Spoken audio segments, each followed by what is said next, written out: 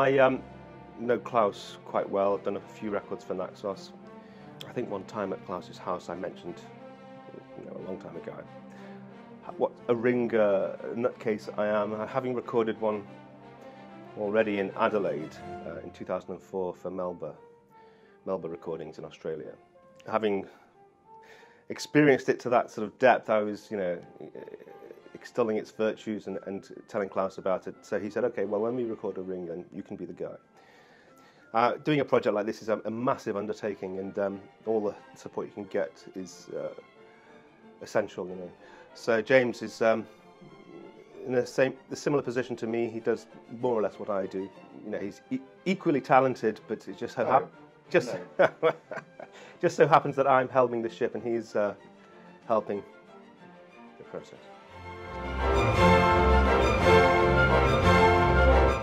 I would say that it's kind of evolved, not radically, but each year I tweak it. I do something slightly different. Also, the orchestra has changed a lot. Their quality has undoubtedly improved over the 4 years that I've been coming. But in terms of the sound, I think it's gradual improvements, tiny sort of baby steps towards perfection. As close to perfection as I can get. When I listen to a recording, I want to hear something exciting. I want to know that if I put it on at home, I'd be thrilled with the sound world. And all my changes, all my tweaks are to move the ship in that direction, to try and get excitement, richness, a big fat sound, a deep bass, all these things that you expect in a recording.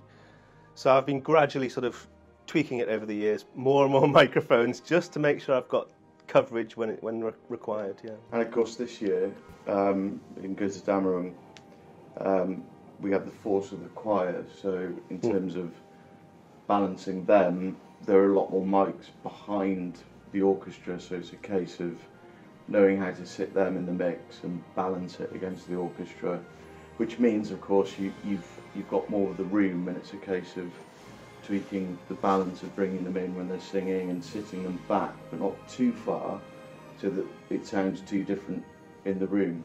So it's a juggling act, really. Oh yeah, very much so.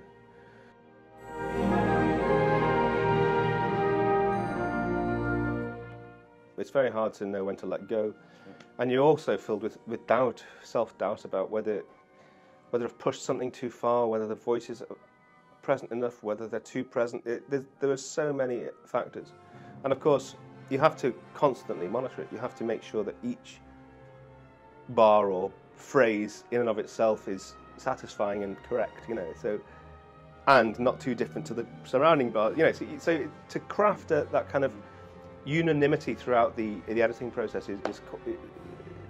that's the hard work, actually. It's a lot of work, but it's very rewarding. It's very satisfying, especially with this music,